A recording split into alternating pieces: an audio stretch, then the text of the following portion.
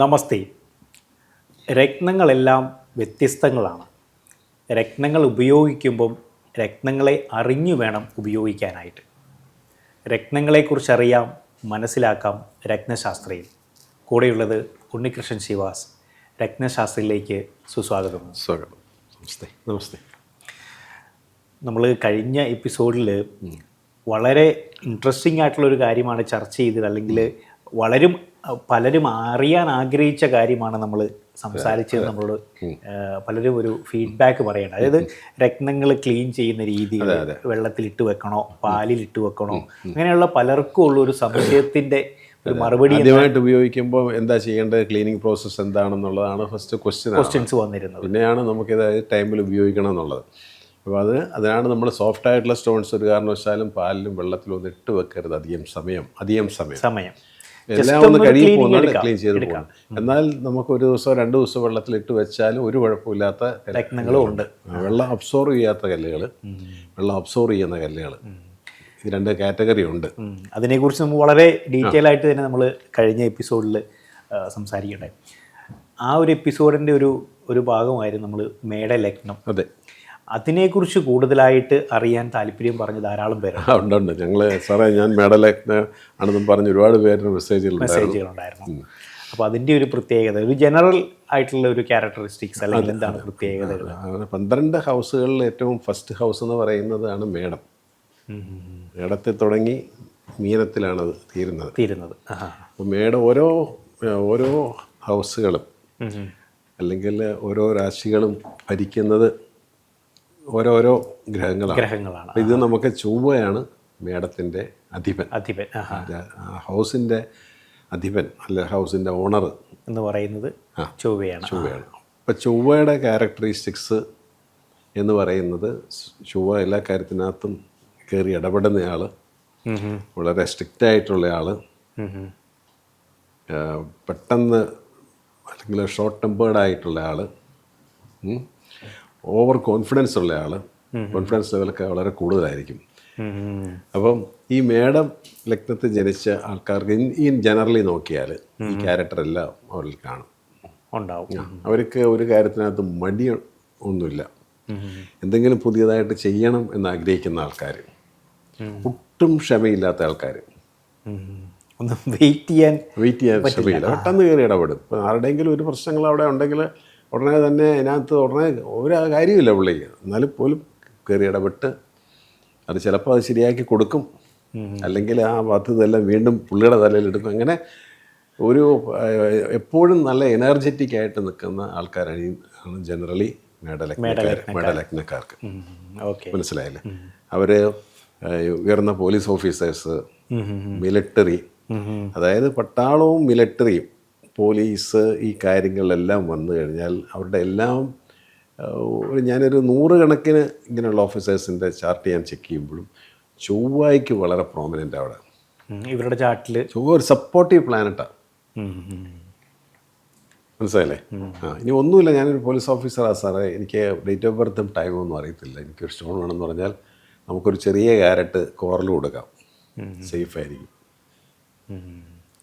കാരണം ഇല്ലാതെ അവർ ആ ഫീൽഡിൽ വരാൻ ചാൻസ് ഇല്ല.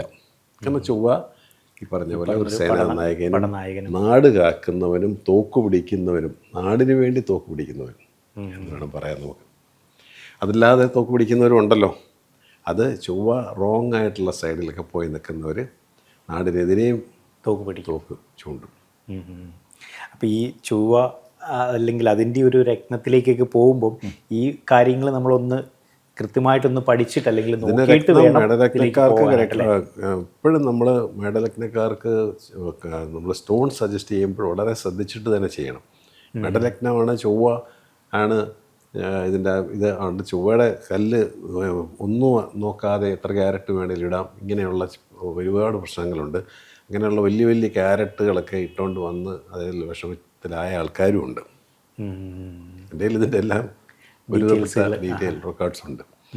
അപ്പോൾ നമുക്ക് ഒരിക്കൽ പോലും നമുക്ക് മേടലഗ്നമാണ് എന്നാൽ ഇന്ന കല്ലുകൾ മാച്ചിങ് ആയിരിക്കും എന്ന് മനസ്സ് സെറ്റ് ചെയ്ത് വെച്ചുകൊണ്ട് ഒരിക്കലും ചെയ്യാൻ പാടില്ല.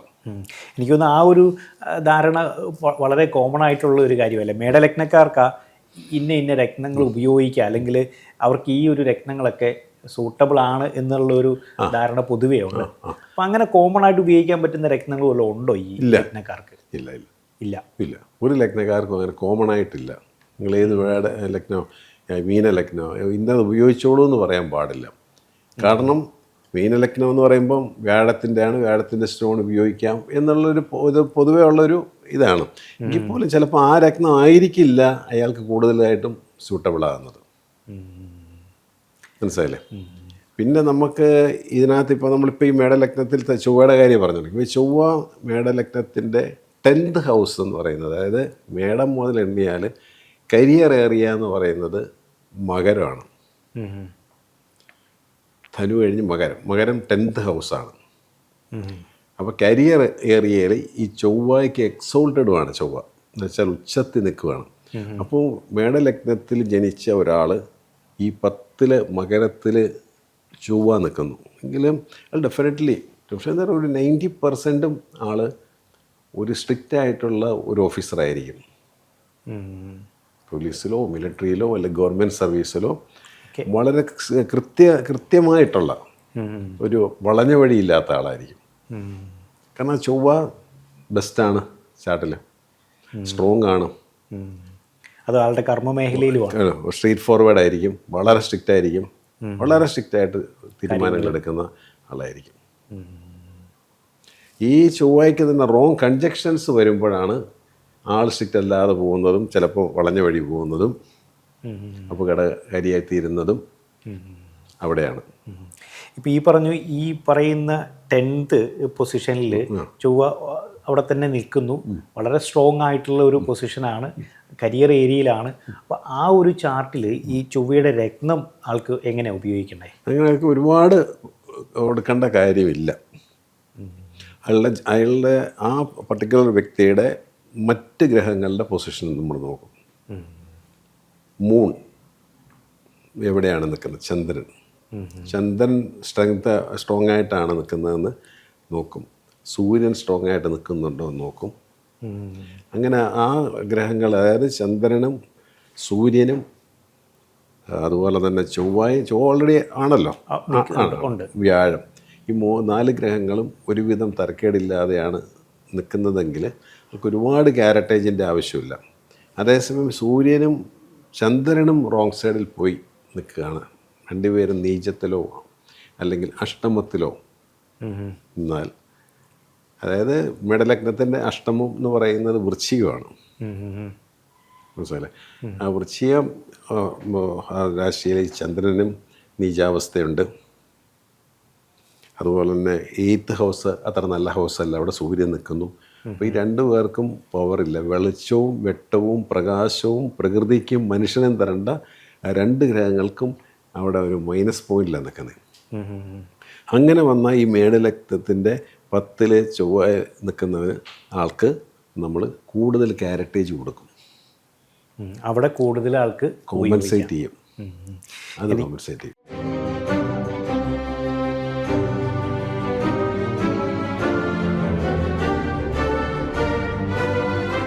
Welcome back to രത്നശാസ്ത്രം.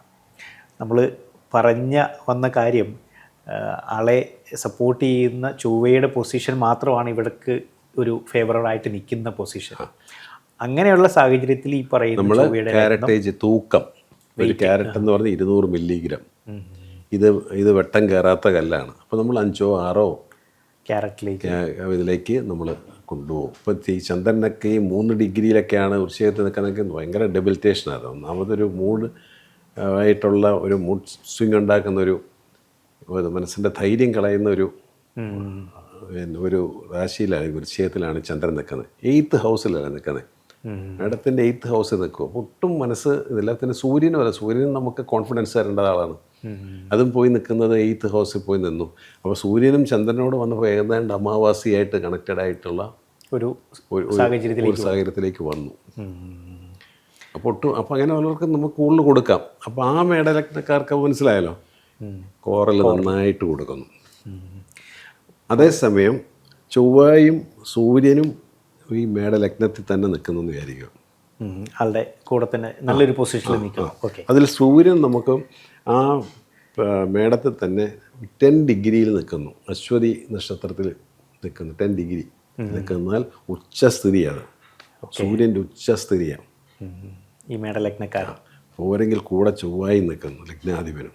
ഒരു ഫയർ സംഭവമാണ് അവിടെ നിൽക്കുന്നത്. വളരെ സ്ട്രോങ് ആയിട്ടുള്ള ഒരു ആളായിരിക്കും, വ്യക്തി ആയിരിക്കും.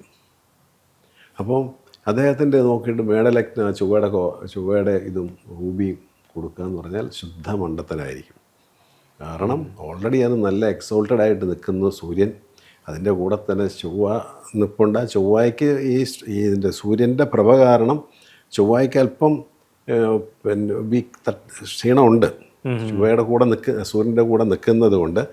എങ്കിൽ പോലും നമുക്ക് ഒരുപാട് ഗ്യാരറ്റേജ് കൊടുക്കേണ്ട കാര്യമില്ല. സൂര്യൻ്റെ കല്ലവിടെ കൊടുക്കേണ്ട കാര്യമേ വരുന്നില്ല ആൾക്കില്ല. അതാ. അപ്പോൾ ഡിഗ്രി നോക്കണം നമ്മൾ. അപ്പം അങ്ങനെയുള്ള ഒരു സാഹചര്യത്തിലാണെങ്കിൽ ഇപ്പം സൂര്യനും അതുപോലെ തന്നെ ചൊവ്വയും നല്ല പൊസിഷനിലാണ്. സൂര്യൻ എക്സോൾട്ടഡ് ആണെന്ന് പറഞ്ഞു. അപ്പോൾ ആ ഒരു സാഹചര്യത്തിൽ ഇയാൾക്ക് നമ്മൾ ഏത് രത്നം? നമ്മൾ പിന്നെ നോക്കുന്നത് മൂണിൻ്റെ പൊസിഷനാണ് നോക്കുന്നത്. ചന്ദ്രൻ്റെ ഒരു സൂര്യചന്ദ്രൻ വളരെ ഇമ്പോർട്ടൻ്റ്. ഒരാളുടെ ചാർട്ടിൽ നമ്മൾ ഫസ്റ്റ് ചെക്ക് ചെയ്യുന്നത് വ്യാഴം, സൂര്യനും ചന്ദ്രനും. ഇത് മൂന്നും ഇണങ്ങി കിടന്നാൽ ആൾ കുഴപ്പം ഉണ്ടാകത്തില്ല. ആൾ എല്ലാ പ്രതിസന്ധികളെ അതിജീവിച്ച് പോകും. കാരണം പ്രകാശം തരുന്ന 2 ഗ്രഹങ്ങൾ എപ്പോഴും ഞാൻ പറയുന്നത്, എപ്പോഴും പകൽ സൂര്യനും രാത്രി ചന്ദ്രനും. അത് രണ്ടും നമുക്ക് നല്ല പൊസിഷനിലാണെങ്കിൽ ഒന്നാമത് അയാൾക്ക് മാതാപിതാക്കളുടെ അനുഗ്രഹം ഉണ്ടാവും. സൂര്യൻ പിതാവും ചന്ദ്രൻ മാതാവുമാണ്. രണ്ടും ഈ വ്യക്തിയിൽ സപ്പോർട്ടിംഗ് ആയിട്ടാണ് നല്ലൊരു പൊസിഷനിലാണ് നിൽക്കുന്നതെങ്കിൽ ഡെഫിനറ്റ്ലി അച്ഛനും അമ്മയായിരിക്കും അയാളുടെ ദൈവം. മനസ്സിലായില്ലേ?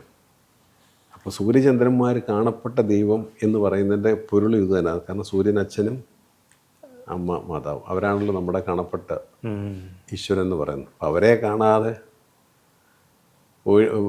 എവിടെ പോയിട്ടും കാര്യമില്ല, പള്ളിയിലോ അമ്പലത്തിലോ പോയിട്ട് കാര്യമില്ല. മാതാപിത ഗുരുദൈവം എന്നാണ് എൻ്റെ സീറ്റിൽ. മാതാപിത ഗുരുദൈവം. അമ്മയ്ക്കാണ് ഏറ്റവും ഇമ്പോർട്ടൻസ് വരുന്നത്. അപ്പോൾ ചന്ദ്രൻ്റെ റോങ് എഫക്റ്റ്, ചന്ദ്രൻ റോങ് എഫക്റ്റാണോ ഈ മേടത്തിൽ ഉച്ചസ്ഥിതി നിൽക്കുന്ന സൂര്യൻ്റെയും ചൊവ്വയുടെയും, ചൊവ്വ ഉച്ചസ്ഥിതിയല്ല, ചൊവ്വയുടെ ഓൺ ക്ഷേത്രത്തിൽ നിൽക്കുന്നതും ആണ്. നമ്മൾ നോക്ക് ചന്ദ്രൻ വീക്കാണെങ്കിൽ അവിടെ നമ്മൾ ചെയ്യുന്നതെന്ന് വെച്ചാൽ സൂര്യചന്ദ്രന്മാരാണല്ലോ, സൂര്യൻ്റെ നമ്മൾ ഗാർണറ്റ് എന്ന് പറയുന്ന കല്ല് അവിടെ കൊടുക്കും. റൂബിയുടെ ഉപരത്നം. കാരണം ഓൾറെഡി നല്ല എക്സോൾട്ടഡ് ആണ് ചന്ദ്രൻ. എന്നാലും പക്ഷെ ചന്ദ്രൻ ഇല്ല, ചന്ദ്രൻ സീറോയാ. അപ്പോൾ 2 റൂമിൽ ഒരിടത്തിനകത്ത് നല്ല ബ്രൈറ്റ്നെസ് ഉണ്ട് ആയിട്ട് നിൽക്കുന്നു, പക്ഷെ മറ്റേതിനകത്ത് ലൈറ്റേ ഇല്ല. അപ്പോൾ ഇപ്പുറത്തോട്ട് ലൈറ്റ് കിട്ടുന്നില്ല. അതിനുവേണ്ടി നമ്മൾ ചെറുതായിട്ട് അതിൻ്റെ വോൾട്ടേജ് ഒന്ന് കൂട്ടുക, സൂര്യൻ്റെ വോൾട്ടേജ് ഒന്ന് കൂട്ടുക. ഒന്നുമില്ലെങ്കിൽ നമുക്ക് 1 to 2 ക്യാരറ്റ്സ് ആയിട്ടുള്ള റൂബി കൊടുക്കാം. ഇല്ലെങ്കിൽ നമുക്ക് ഓൾട്ടർനേറ്റീവായിട്ടുള്ള ഗാർനെറ്റ് കൊടുക്കാം. ഗാർനെറ്റിനകത്തും റെഡ് റേസാണ് വരുന്നത്. നമ്മൾ ഗാർനെറ്റ് എടുത്തെടുത്ത് ടോർച്ച് അടിച്ചാൽ ഇപ്പോഴത്തെ റെഡ് കളറാണ് നിൽക്കുന്നത്. ഗാർനെറ്റും ഗോമേതവുമായിട്ട് മാറിപ്പോരുന്നു മാത്രമേ ഉള്ളൂ. ഗോമേതത്തിനകത്ത് ലൈറ്റ് അടിച്ചാൽ ചുമല കാണത്തില്ല. അല്ലെങ്കിൽ ഗാർനെറ്റ് യൂസ് ചെയ്യുക. ഗാർനെറ്റ് വളരെ സോഫ്റ്റ് ആയിട്ടുള്ള. പിന്നെ നമുക്കിപ്പോൾ ഈ ചന്ദ്രൻ്റെ ചൊവ്വയുടെ സ്റ്റോണും നമുക്ക് വേണമെങ്കിൽ കൊടുക്കാൻ. കോറൽ വേണ്ട, റെഡ് കർണേലിയ എന്ന് പറയുന്ന കല്ലുണ്ട്, അതിന് പകരമായിട്ട് ഉപയോഗിക്കാൻ പറ്റുന്ന. അപ്പോൾ 2 സെമി പ്രീഷ്യസ് സ്റ്റോൺസ് ഇവിടെ എഫക്റ്റീവാണ്. കാരണം നമ്മൾ തൈര് വെള്ളം ചേർത്ത് മോരാക്കി കഴിക്കുന്ന പോലെ ചില സമയത്ത് തൈരിനേക്കാളും ഗുണം മോരിനാണെന്നാണ് പറയുന്നത്. ഇതാണ് സെമി പ്രീഷ്യസിൻ്റെ ഒരു പ്രവർത്തന രീതി. അതാ. അപ്പോൾ ചിലയിടത്ത് നമുക്ക് സ്ട്രോങ് ആയിട്ട് നമുക്ക് പ്രീഷ്യസ് സ്റ്റോൺ തന്നെ നമുക്ക് യൂസ് ചെയ്യണം. ചില സ്ഥലങ്ങളിൽ സെമി പ്രീഷ്യസ് സ്റ്റോൺ മതി. അപ്പോൾ ചിലർക്ക് നമ്മൾ സജസ്റ്റ് ചെയ്യുമ്പോൾ സെമി പ്രീഷ്യസ് ഇപ്പോൾ ഒരു ടോപ്പാസ് മതി കേട്ടോ, ടോപ്പാസ് മതി, ഇല്ല വൈറ്റ് ടോപ്പാസ് മതി. സാറേ അത് സെമി പ്രീഷ്യസ് അല്ല സാർ, അത് എങ്ങനെയാണ് നമുക്ക്? നിങ്ങൾക്ക് അതാണ് മാച്ചിങ് സ്റ്റോൺ ആണല്ലോ നമുക്ക് വേണ്ടത്. അപ്പോൾ അങ്ങനെ. അപ്പം മേടലഗ്നത്തിൻ്റെ പ്രത്യേകതകൾ ഇന്ന പ്രത്യേകതകളാണുള്ളത്.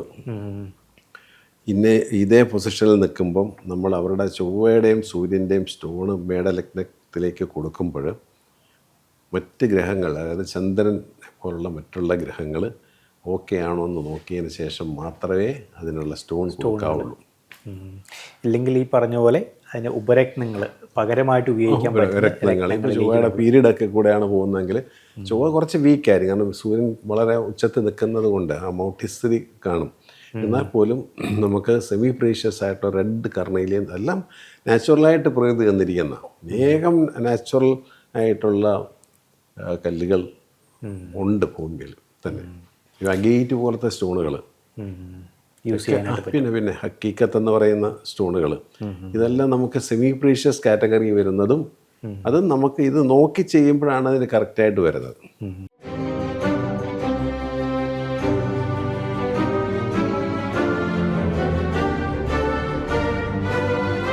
Welcome back to Ratnashastram. നമ്മൾ മേടലഗ്നക്കാർക്ക് ഉപയോഗിക്കാൻ പറ്റുന്ന അല്ലെങ്കിൽ അവർക്ക് സൂട്ടബിൾ ആയിട്ടുള്ള പ്രഷ്യസും സെമി പ്രഷ്യസുമായിട്ടുള്ള രത്നങ്ങളെക്കുറിച്ചാണ് നമ്മൾ പറഞ്ഞു വന്നത്. എനിക്ക് തോന്നുന്നു ഈ മേടലഗ്നത്തിൽ പറയുകയുണ്ടായി സൂര്യൻ വളരെ എക്സോൾട്ടഡ് ആയിട്ടുള്ളൊരു പൊസിഷനൊക്കെയാണ്. അപ്പോൾ അത് വെട്ടവും വെളിച്ചവും തരുന്ന രണ്ട് ഗ്രഹങ്ങളുടെ രത്നങ്ങളെക്കുറിച്ച് നമ്മൾ പറഞ്ഞു. ഇപ്പം ചൊവ്വയുടെ രത്നങ്ങളെക്കുറിച്ചും അതുപോലെ തന്നെ റൂബിയെക്കുറിച്ചും പറഞ്ഞു. ഇത് രണ്ടും നമുക്ക് എനിക്ക് തോന്നുന്നു ഹീറ്റ് അല്ലെങ്കിൽ ചൂട് പ്രൊഡ്യൂസ് ചെയ്യുന്ന ഒരു. ഇതിനകത്ത് ഒന്ന് ശ്രദ്ധിക്കാനുള്ളത്, ഈ മേടലഗ്നത്തിൽ എപ്പോഴും സൂര്യൻ കാണത്തില്ല. അത് മേടമാസത്തിൽ ജനിക്കുമ്പോൾ മാത്രമേ കാണത്തുള്ളൂ. ഓക്കെ. ആ മേടമാസത്തിൽ തന്നെ നമ്മൾ അതിൻ്റെ 10 ഡിഗ്രി വരെ അതിന് ഉച്ചസ്ഥിതി. അശ്വതി നക്ഷത്രത്തിലാണത് ഉച്ചത്തിൽ നിൽക്കുന്നത്, എക്സോൾട്ടഡ് ആണ്. അപ്പോൾ നല്ല ഉച്ചസ്ഥിതി വന്നു. അപ്പം മേടം 10-നുള്ളിലുള്ള ജനനമൊക്കെ വരുമ്പോൾ വിശേഷതാണല്ലോ. അതെ അതെ. അപ്പം ഇതിൽ തന്നെ മേടലഗ്നമാണ് നമ്മൾ പറയുന്നത്. ഈ മേടലഗ്നത്തിൽ സൂര്യനും ചൊവ്വയും ഒരുമിച്ച് നിൽക്കുന്ന കൺജക്ഷന്, സൺ ആൻഡ് മാർസ് കൺജക്ഷൻ വന്നാൽ ഉള്ള കാര്യങ്ങളാണ് ഈ പറഞ്ഞിരിക്കുന്നത്. ഇനിയിപ്പോൾ മേടലഗ്നത്തിൽ തന്നെ സൂര്യൻ നീചത്തിൽ നിൽക്കുന്നവരുണ്ട്, അല്ല സൂര്യൻ ചിങ്ങത്തിൽ നിൽക്കുന്നവരുണ്ട്. ഏത് മാസമാണ് ജനിച്ചിരിക്കുന്നത്? മേടമാസം ജനിച്ചാൽ മാത്രമേ സൂര്യൻ അവിടെ മേടത്തിൽ കാണത്തുള്ളൂ. മനസ്സിലായില്ലേ? അപ്പോൾ ഇത് ബോഡി ഹീറ്റ് പ്രൊഡ്യൂസ് ചെയ്യുന്ന സ്റ്റോൺസ് ആണ് ഇത് രണ്ടും, ഈ റൂബിയും അതുപോലെ തന്നെ റെഡ് കോറൽസും. അപ്പോൾ അതിൻ്റെ ഉപയോഗം ഫയർ എലമെൻറ്റാണ്. അപ്പോൾ അതുകൊണ്ടാണ് നമ്മൾ ഈ മേടലഗ്നത്തിൽ സൂര്യനും ചൊവ്വയും ഒരേപോലെ കൺജക്ഷനിൽ നിൽക്കുമ്പോൾ നമ്മൾ ഈ കല്ല് കൊടുക്കുമ്പോൾ വളരെ ശ്രദ്ധിച്ചില്ലെങ്കിൽ അയാളുടെ ബോഡി ഹീറ്റ്, ബോഡി ടെമ്പറേച്ചർ, താപനിലയ്ക്ക് വ്യത്യാസം വരും, അയാളുടെ ടെമ്പർമെൻറ്റിന് വ്യത്യാസം വരും, സർവത്ര ഇതായി മാറും. അവിടെയാണ് നമ്മൾ സെമി പ്രീഷ്യസ് ആയിട്ടുള്ള രത്നങ്ങൾ നമ്മൾ കൊടുക്കുന്നത്. സെമി പ്രീഷ്യസ് മീൻസ് നമുക്ക് റെഡ് കോറൽസിന് പകരമുള്ള റെഡ് കർണേലിയന്, ഗാർണറ്റ്, പിന്നെ നമുക്ക് അവിടെ വേഴത്തിൻ്റെ പൊസിഷനൊക്കെ ചെക്ക് ചെയ്തതിന് ശേഷം വേഴത്തിൻ്റെ സ്റ്റോൺ, വേഴയുടെ ഭാഗ്യാധിപനോ. ഇപ്പോൾ ജനറലി ആൾക്കാർ മേടലഗ്നം എന്ന് പറയുമ്പോൾ ഭാഗ്യാധിപൻ്റെ സ്റ്റോണൊക്കെ പറയാറുണ്ട്. അതൊക്കെ നമുക്ക് കറക്റ്റായിട്ടുള്ള സ്റ്റോണല്ല, നമുക്ക് സംസാരിച്ച് വരാം, സബ്ജക്റ്റിൽ നിന്ന് പോകണ്ട. അപ്പോൾ ബോഡി ഹീറ്റ് കൂടും. അപ്പോൾ താപനില മെയിൻറ്റെയിൻ ചെയ്യണമെന്നുണ്ടെങ്കിൽ നമ്മൾ ശരിക്കും ആയിട്ടുള്ള ചാർട്ട് കംപ്ലീറ്റ് ആയിട്ട് പഠിക്കണം. ഇപ്പോൾ മൂൺ ഡെബിലിറ്റേഷൻ വന്നിരിക്കുന്ന ചാർട്ടാണ് മേടലഗ്നമാണ്. ഈ രണ്ട് പവർഫുള്ളായിട്ടുള്ള പ്ലാനറ്റ്സും ഉച്ചത്തിൽ തന്നെ നിൽക്കുന്നു. ഒരാൾ സുക്ഷേത്രം, ഒരാൾ ഉച്ചത്തിൽ നിൽക്കുകയാണെങ്കിൽ മൂൺ ഡെബിലിറ്റേഷൻ വന്നാൽ നമുക്ക് ആ ചന്ദ്രബലം പോയി. അപ്പോൾ അത് ഈ തണുപ്പ് പറ്റുകയില്ലാത്ത ഒരു സ്ഥിതിയിലേക്ക് വന്നു. മൂൺ തണുപ്പുമായിട്ടും വാട്ടർ എലമെൻ്റാണ്, കോറൽസ് ഫയർ എലമെൻ്റാണ്. ഇതാണ് ഇതിൻ്റെ വ്യത്യാസത. അപ്പോൾ ചന്ദ്രൻ്റെ വീക്ക്നെസ് വന്നാൽ, റോങ് സൈഡിൽ നിന്നാൽ നമുക്ക് ബോഡിയിൽ തണുപ്പും സഹിക്കാൻ പറ്റില്ലാത്ത അവസ്ഥ വരും. അപ്പം അങ്ങനെ ഉള്ള ഒരു സ്ഥിതി ആണെങ്കിൽ അത് നമ്മൾ നേരെ വന്നിരിക്കുന്ന ക്ലയൻറ്റുമായിട്ട് നമ്മൾ സംസാരിക്കണം. ബോഡി ഹീറ്റ് കൂടുതലാണോ, അതോ ഈ തണുപ്പാണ്, ചൂടാണെങ്കിൽ പോലും എ സിക്ക് ഇടന്ന് അപ്പോൾ എനിക്ക് അത്ര കംഫർട്ടബിൾ അല്ല, ചെറിയ തണുപ്പൊട്ടുകയേ പറ്റത്തില്ല, തണുത്ത വെള്ളം കുടിച്ചാൽ പ്രശ്നമാണെങ്കിൽ നമുക്ക് ഈ പറയുന്ന ഗാർണറ്റോ അല്ലെങ്കിൽ റെഡ് കർണേലിയനോ അല്ലെങ്കിൽ അതിൻ്റെ പ്രീഷ്യസ് ആയിട്ടുള്ള ചെറിയ റൂബിയോ ഇതോ കൊടുത്താൽ അവരിലേക്ക് ബോഡിയിൽ ടെമ്പറേച്ചറിൽ മാറ്റം വരും. ഒരാൾ സ്റ്റോൺ ഇട്ട് കംഫർട്ടബിൾ ആകുന്നത് എങ്ങനെയാണ്? അയാൾക്ക് ശാരീരികവും മാനസികവും എല്ലാ തരത്തിലുള്ള ഒരു ഇത് ചെറിയ ചേഞ്ചസ് വരണമല്ലോ, അതെ അതെ. ഇല്ലേ, ഒരു പരിധി വരെ. അപ്പോൾ അതിൽ ശാരീരികം പറഞ്ഞെങ്കിൽ അയാളുടെ ബോഡി ടെമ്പറേച്ചറാണ് അതിനകത്ത് നമ്മൾ ശ്രദ്ധിക്കേണ്ടത്. അപ്പം ഈ ഒരു കാര്യങ്ങളൊക്കെ നമ്മൾ നോക്കിയിട്ട് വേണം ഈ രത്നം സജസ്റ്റ് ചെയ്യാനും അതുപോലെ അതിൻ്റെ ഒരു വെയിറ്റ് അല്ലെ ക്യാരറ്റ് നമ്മൾ തീരുമാനിക്കാനും അല്ലേ. മേഡലക്നം ആ റൂബി ധരിച്ചോ പവിഴം ധരിച്ചോ എന്നൊന്നും കയറി പറയാൻ പാടില്ല. അതിനൊക്കെ നല്ല പവർഫുള്ളായിട്ടുള്ള സ്റ്റോൺസാണ് അതെല്ലാം, മനസ്സിലായില്ലേ.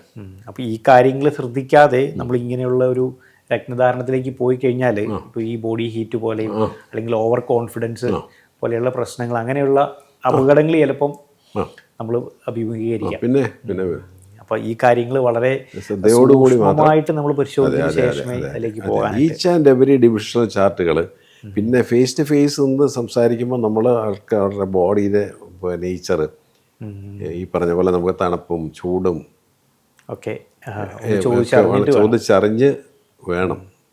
ഒരു ഡോക്ടറുമായിട്ട് നമ്മൾ കൺസൾട്ട് ചെയ്യുമ്പോൾ ഓൺലൈനിൽ കൺസൾട്ട് ചെയ്യുന്നതിന് ഒരു പരിധിയുണ്ടല്ലേ. കോവിഡ് സമയത്തൊക്കെ നമ്മൾ ഓൺലൈനിൽ വേറെ നിവൃത്തിയില്ല, അല്ലെങ്കിൽ അപ്പോയിൻമെൻ്റ് എടുത്ത് നമ്മൾ നേരെ പോകുമല്ലേ, നേരെ ഡോക്ടർ വന്ന് ഡോക്ടർ പൾസ് നോക്കി പ്രഷർ നോക്കി ആളെ കാണുമ്പോഴേ മനസ്സിലാവുമല്ലോ ഒരുവിധപ്പെട്ടു വേണ്ട മരുന്ന് കുറിക്കുന്നു. ഞാനതുകൊണ്ട് ഈ വാട്സാപ്പ് എൻക്വയറീസൊക്കെ വരുമ്പോൾ ചിലരോട് മിക്കവാറും ഒക്കെ അവരോട് പറയും, അടുത്താണ് നിങ്ങൾ ഇവിടെ വന്ന് കൺസൾട്ട് ചെയ്തിട്ട് പോകും എന്ന് പറയാറുണ്ട്. കാരണം ഈ വക ഡീറ്റെയിൽസ് ആയിട്ടുള്ള കാര്യങ്ങളൊക്കെ നമുക്കൊന്ന് ചർച്ച ചെയ്യണമെങ്കിൽ ഫേസ് ടു ഫേസ് ഏറ്റവും ബെസ്റ്റ്. അപ്പം ഇതാണ് നമ്മൾ ശ്രദ്ധിക്കേണ്ട ഒരു കാര്യം. മേടലഗ്നം എന്ന് പറഞ്ഞ് അല്ലെങ്കിൽ അതിൻ്റെ രത്നങ്ങളാന്ന് പറഞ്ഞ് കോമൺ ആയിട്ടുള്ള ഈ രത്നധാരണത്തിലേക്ക് പോയാൽ അതിനകത്ത് ഒരു ഘടകം മാത്രമേ വരത്തുള്ളൂ. ഒരു സ്റ്റോൺ നിർദ്ദേശിക്കുന്നതിൻ്റെ ലഗ്നം ഒരു ഘടകം മാത്രമേ ഉള്ളൂ, മറ്റ് പല ഘടകങ്ങൾ നമ്മൾ പരിശോധിക്കും. അതുപോലെ 12 ഹൗസസിലും ഉണ്ടാകുന്ന നമ്മൾ പിന്നെ അവിടെ പ്ലാനറ്ററി പൊസിഷൻസ് എല്ലാം നമ്മൾ ചെക്ക് ചെയ്തിട്ടുണ്ട്.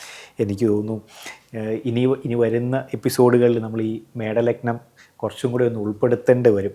കാരണം ഓരോ രത്നങ്ങളും എങ്ങനെയാണ് ഇവർക്ക് അനുയോജ്യമാകുന്നത് എന്നൊരു ചാർട്ടിൻ്റെ ഒരു ഇതിൽ അടിസ്ഥാനത്തിൽ അതൊന്ന് ചർച്ച ചെയ്യാൻ പറ്റിയെങ്കിൽ വളരെ ഉപകാരമായിട്ട് മാറും. എനിക്കൊന്ന് വരുന്ന എപ്പിസോഡിൽ കൂടുതൽ വിശേഷങ്ങളും വിവരങ്ങളുമായിട്ട് നമുക്ക് കണ്ടുമുട്ടാം. ഇന്നത്തെ എപ്പിസോഡ് നമുക്ക് വൈൻഡപ്പ് ചെയ്യാം. നമസ്കാരം.